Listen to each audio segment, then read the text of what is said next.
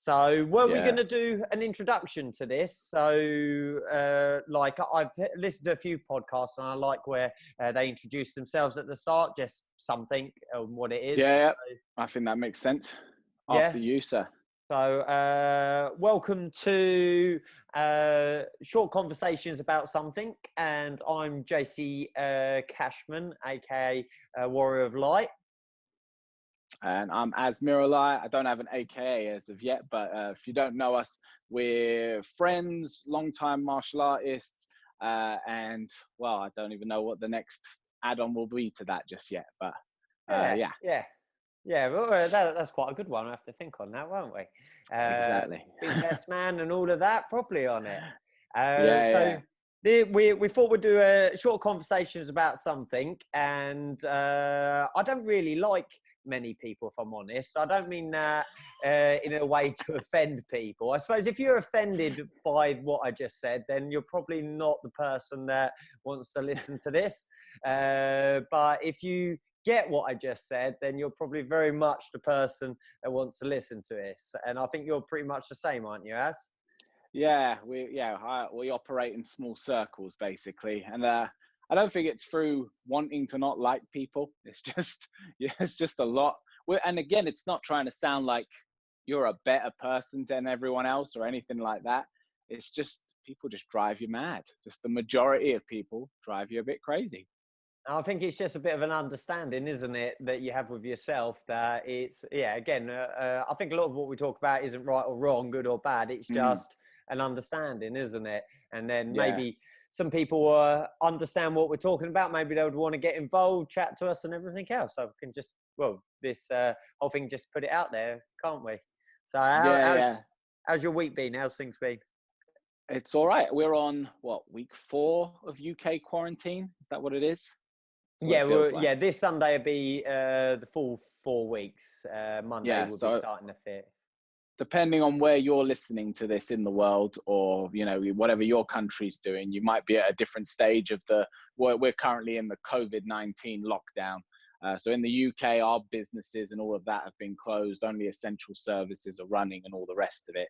So we're basically at home all day, every day, pretty much. And you're very much in the flow of it by this stage. We had yesterday, I don't know how you were, but yesterday was a bad day. Yesterday, across the board, everyone I spoke to, everyone I interacted with seemed to have had a bad day of it. And then today it seems much better. I don't know if it was just something going around or if it was just coincidence, but that people were struggling yesterday, myself included. Today, not so much. Yeah, I think as a collective, because we run the martial art communities, and we're obviously in touch with people that we know well from that side of things. I would agree. I think possibly we're at a bad stage. I think 4 weeks in, it's very, very real. And I think we're past the panic stage. We're past maybe even a little bit of a worry stage, because I think a lot of people, they're in a position now where they're furloughed, or, they're not going to starve, let's say. I think they've worked that out.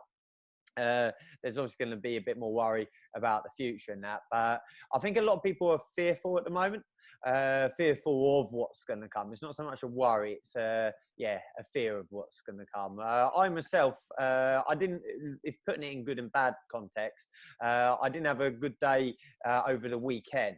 And I've been really conscious of it. I'm very conscious of, I feel that we all have the ability to control how we feel. And I don't like not feeling good. I'm a bit addicted to just feeling good, not walking around like a fairy, like skipping through the roses all the time, but as in I know what makes me tick, and I have a really good routine to feel, I suppose, balanced is a better word, rather than good or bad, because I know bad is required to make you feel good. But the weekend especially, I just didn't feel balanced. I had a good Friday, but the weekend I was like fighting it. And then Monday wasn't good. It was tough getting up and everything else. But then Tuesday night, I did some training remotely, obviously, with the team, our Alpha team, and with Cece, and at our dojo, because we're doing essential work and that there. And it it's like a switch is flipped, and you instantly get back to, right, this is how I want to feel. Dipped out a bit yesterday, dipped back in a bit, dipped out a bit, and like I spoke to someone today and about our online stuff for the dojo and everything, like the members area that we're creating, and it feels like I've got some purpose back again and some identity back. I felt I was very much out of balance, and I think a lot of the things that I get a lot of pleasure from, that I know that I get up and I grind away and work at, I couldn't be doing. And I feel I don't know if you can relate to that at all. Oh, big time. So my regular weekday morning routine at the minute is I get up at around 8 a.m. and I make a coffee. And thankfully the weather's been great. That's been something I've been saying, that if this was happening in the middle of winter, I think this would actually be even worse than what it is now, because you can at least go sit in your front garden or in your garden. You can get a little bit of sunshine, if nothing else. So every morning I get up, I make a coffee, I sit outside and I drink it, and I'm not in the best of moods, and I can't help but sit and just reflect on the whole situation and how I'd like things to be different and all of that stuff. You kind of get into your feelings. And then at 10 a.m. we do our morning class, and I always work out whilst teaching that class.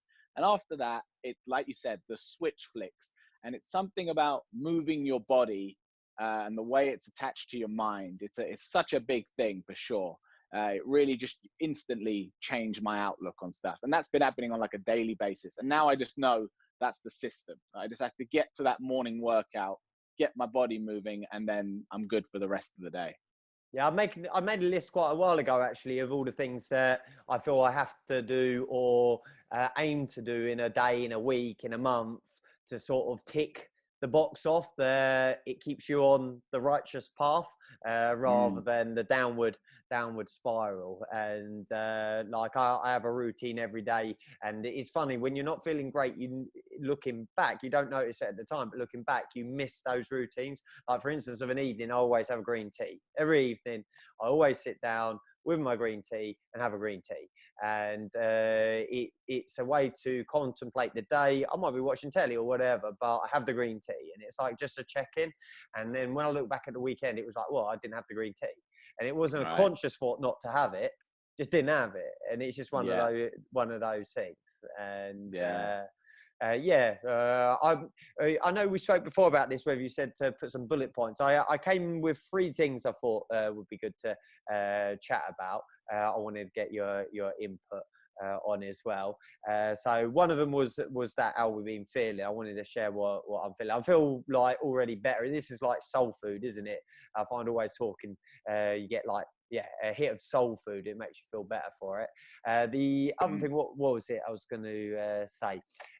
I'm pretty convinced at this moment, I think we've got a lot to wait and see, but I'm pretty convinced at this moment that it's quite black and white, that things are going to be different when we come out of this. I know some countries are going to come out of it sooner, even Japan, China rather than that have, but I think the world is people, whether it's the economy, people's interaction with each other, work, business, whatever it is, I think we're going to look back in 6 months' time, in a year's time, and say things are different now because of that situation. And it not be 6 months, a year's time, and everyone be like, oh, that all blew over like the millennium bug or something like that. I think this will be a shift. I think it's black and white, that clear it will be. What do you reckon? Yeah, I mean, it's hard to define what the shift will be or what it will consist of, but I agree with you that this is a pivotal moment of history, similar to like coming out of a world war. It's the only thing to relate it to. The world was different. Yeah. Like, the only thing I guess that we could even get close to saying in a memory of it being related to. But apparently, I don't know if you knew about this, apparently this happens once every 100 years. So I've heard of something like this. Ago, yeah, so in whatever it is now, 1920, there was a very similar plague or whatever you want to call it that went around the world. Spanish flu, wasn't it? Was that what it was? My history is terrible. But the date isn't far off. 100 years before that, it's exactly the same. There's something like this that's come around every 100 years, and it's like a cycle in the world of this kind of thing happening. And it does. It significantly changes people's attitude to relationships, to their work, and you can feel it within yourself that there's already a shift. in just the way you're going to be when you come out the other side, regardless of what the masses is going to be like. I know I'm going to be different on the other end of this. Yeah, and on that side of it, I've been thinking that as black and white as it's going to be different, I'm thinking it's going to be, there's going to be no grey area. It's going to either make or break people, because I don't think you can come out of this in the grey. I don't think you can come out in the middle and say, I'm going to be like I was before. You're not going to just fall back into that normality. I think it's either going to make or it's going to break. I think there's going to be a lot of people that are, you know, you don't like to say it, but like mentally, emotionally and everything traumatized by this. And I think there will be equally people that will come out from this stronger because of it, because of the opportunity that you've been given by. I've seen that myself with death. So I thought I'd live through most things. I've had children, I've seen people die in all manner of things and everything else. I thought I'd seen and lived a little. I think this will be a similar thing, like to people dealing with grief, that it makes or breaks people. People either be like, right, it was a wake-up call and I've had perspective on things, or you can see people are never the same ever again because of the grief they take. Yeah, well, it is a form of grief. Like, there's, what is that thing, the 5 stages of grief that everyone goes through, and you can really see it with this, because everyone started with denial and feeling like this wasn't really going to happen, it was just going to blow over, and then, like you said, everyone got scared and everyone started to panic, and now we're in that kind of acceptance stage where this is happening whether you like it or not, and it really is just going to be a case of how you proceed and deal with it. Because you can, I guess you can kind of just sit back, let the world pass you by, and this will all eventually blow over to a certain extent, depending on what your job situation is and your money situation. I guess some people can just sit back at home, wait for this all to pass, and then carry on with their lives. But for a lot of people, and you know, we can speak from this from our industry, for us, it's a real pivotal moment, because it's kind of make or break. You either do something to keep your head above the water, or you don't, and you just kind of accept your fate. You kind of accept defeat on it almost. So, you know, for us guys, and I'm sure it's the same for hundreds and thousands of other people, you're forced into a situation where you have to make a choice. Are you going to do something, or are you just going to roll over and die?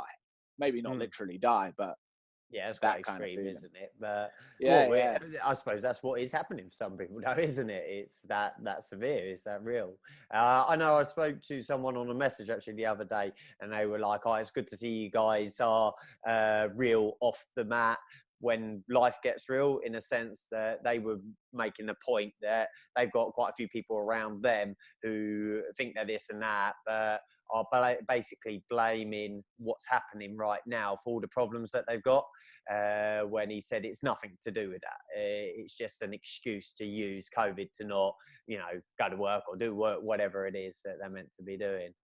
Well, the times like this is when you see what people are really made of, really, isn't it? Like, it's when your back's up against the wall, and when it is scary, and when you're put into a corner, that's when you show who you really are, and you can't hide that, and you can't put on an act with it. It's going to come out. So that's just, yeah, like, you're going to see that with people. But people say it to us. I'm sure you've received messages where, and it's not to, you know, blow our own trumpet or anything, but people say, "Oh, it's amazing what you're doing, online resources and all the rest of it. It's great to see that you're not just giving up." And it's like, giving up? That's not what we do. We don't. That's What's not. that? It was never going to be an option. Yeah, what's that? So we appreciate it, but this was never going to be any other way. If this is going to happen, then we were going to do something. No one was going to sit back, you know, from our little group of people anyway, and do nothing. Yeah, exactly. The other thing I thought was, so it was the three. What was the? Okay, I think you knew, as my dad had his fair share of what's the right word I'm looking for? He looked into conspiracy theories and that kind of thing. He wasn't like a nut. He didn't, it's not Stranger Things. He lived in a bunker and everything else. But he did I think he entertained himself is a good way of putting it with conspiracy theories, let's say. What is your I've got a couple people that are adamant that it's a conspiracy theory in some capacity of it. I'm sitting very much on the fence. I'm not saying that, yes, 100% it's all the Illuminati and everything else. This will probably flag up on our radar now, won't it? And everything else. But then likewise, I'm not turning around and saying, oh, no, there's no one behind this. And it's just, and everything else. What's your take on the conspiracy of it all? Yeah, I've never been one for conspiracy theories in general, personally, like things like flat Earth and all the rest of it. But I went through school doing science, so I did like chemistry, physics, and biology. So I've kind of come from that mindset, and I came from a original kind of light religious background. And then that switched to being where I kind of discovered in myself that I just didn't buy into any of that. And then I became very much an atheist, of which I am now.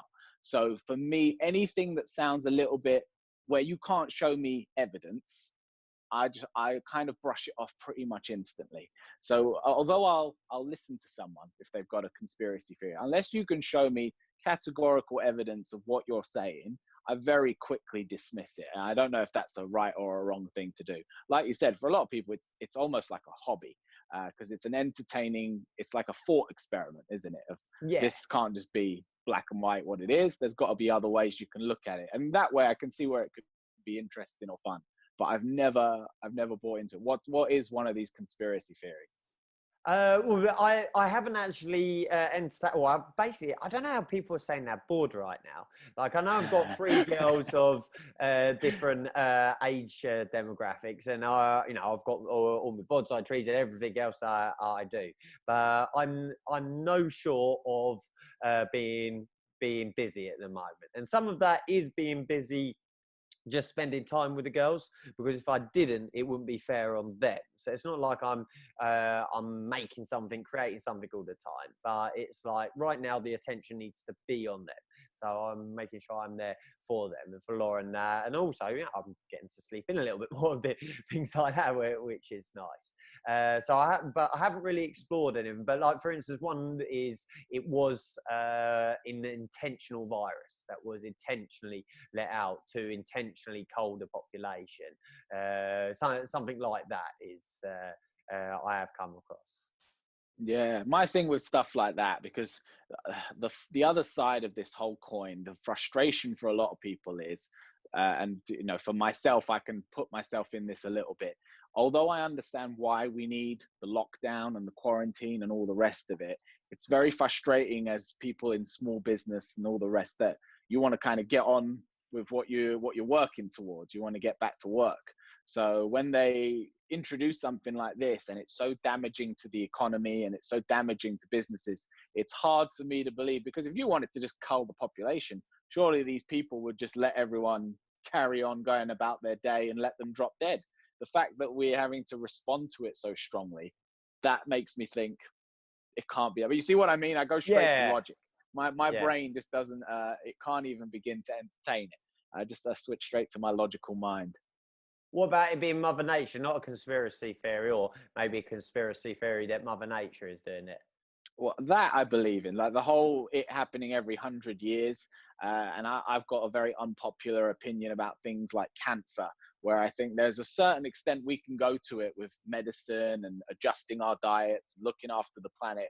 But a certain extent of people getting sick and dying is just nature doing what nature does. And sometimes, as with everything, like take the stock market, there's going to be peaks and valleys. So sometimes we're going to be in points where loads of people are being born and there's loads of people around. And then sometimes we're going to be in a stage of death, and it's natural and it's kind of meant to happen. And I get that we've got to curve the thing and make sure that the NHS doesn't get overrun. We don't want people to die unnecessarily. You don't want people dying of something else because they're not getting the treatment because this is overrun the hospitals.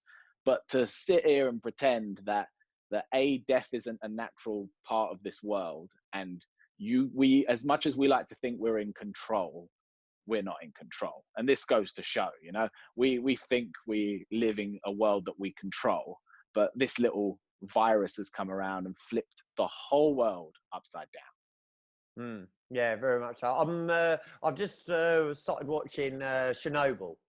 Have you heard about it, the series? Have you seen it? Heard about, I haven't watched. So No. it's there's only two nuclear natural disasters as that mark on number 7 rating of like nuclear disaster, 7 being highest that it could ever be. And there's this one and one in Japan. Japan was happened because of the earthquake. But Chernobyl, it happened. Basically, they were testing a reactor to see how it would cope if a situation occurred, because they thought there was a flaw on it, and then someone messed up the test, basically, and they blew this reactor. That's not giving anything away if anyone's going to watch it, because it's like saying you're going to watch the Titanic and going, "Oh, the boat sinks." But there's this bit in it. I'm only 2 episodes in, so I couldn't spoil it. But there's this bit on the second episode where they've just worked out, which again is history, that the reactor's going to have a secondary explosion. Basically, if this happens, the entire population of, I think it's Ukraine, and basically all of what we now know as Russia has to be evacuated. So they're talking about an immediate area of 60 million people being immediately evacuated, and that area not being inhabitable for at least 100 years.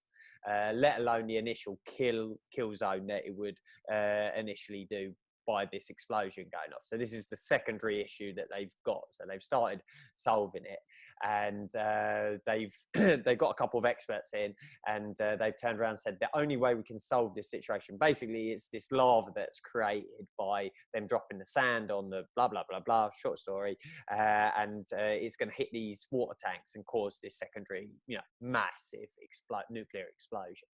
And they said the only way we can solve this is by opening the water tanks. But the only way you can open the water tanks is to go in there and open them by hand. And what it means is basically, it's a suicide mission. So he said we need 3 people, 3 of the engineers that know the plant well enough to walk down there and open the tank and drain the water out. But it's a one-way mission. Like, even if they come out, they're dead. It's end of story. And they're in the room with the do Russia have a president? It is a president, Putin, wasn't it? And he's like, so what do you need from me? He's like, we need your permission to send 3 people to their death. And he's like, in order to have victory, you have to have loss. And it's all dramatized in that. But then they go to this scene, and it's wicked. I think it's got the highest internet movie database rating of all time. It's like higher than Shawshank Redemption.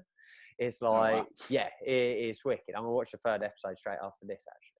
And they're in this room, and they've got maybe 20 of the engineers, and there's this main Russian guy who's like one of the main bods, and there's this scientist that's explaining what needs to happen. And then one of the worker bees, he puts his arm up and he's like, okay, so you're trying to bribe us with 500 rubies to basically go to our death. They exactly know what's going on. And like the scientist guy, you can see he's a bit nervous because he's he hasn't come out and just said that. He said, look, we need someone to go down there that knows we need volunteers. We're going to give you 600 rubies. He's kind of sugarcoated it. And then the main Russian dude, he just like stands up. And initially he was like, there's nothing wrong, everything else. And now he's understanding the gravity of the situation. And he turns to them all and he says, guys, this has nothing to do with rubies or that. He said, if this isn't done, then millions upon millions of people are going to die. This isn't a case of how we're going to make you do it. This is a case of it needs to be done. And he says, I've come to peace with the situation. And like the scene before, the scientist turns to him and says, like, we've now got 5 years to live, because they're in the fallout zone. He said, this is, you know, we're going to be dead in 5 years' time. And he said, he said, I've come to peace with the situation. He's like, you guys need to come to peace with the situation, and someone needs to stand up and get it done.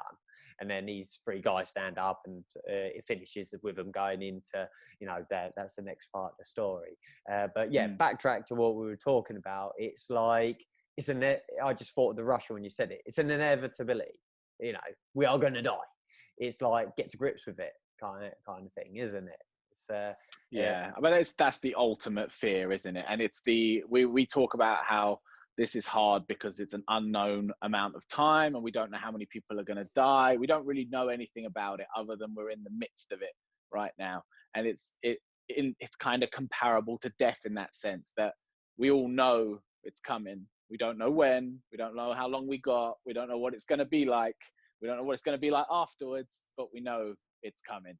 So it's, yeah, you know, there's no greater fear, I guess, than the unknown.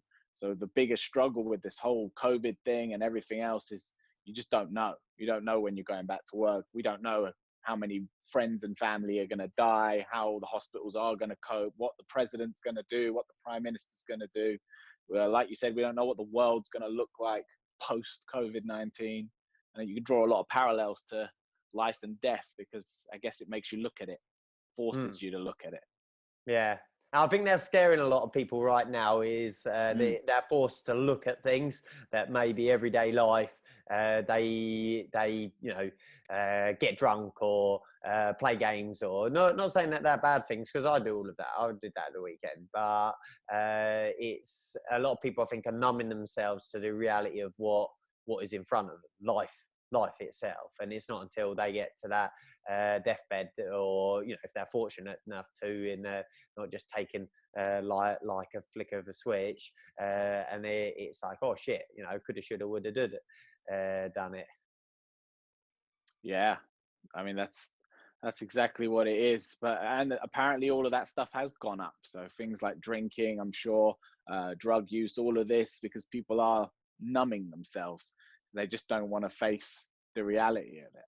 Oh, well, I went to Sainsbury's like 2 weeks ago now. It was my first trip to Sainsbury's, because we didn't hoard or anything, but we weren't going crazy needing to hoard and that. So we went to Sainsbury's for our shop, and I walked in there, and like, all the veg was fully stocked. Everything was fully stocked. It was like, oh, it's quite civilized. Everyone's keeping their distance.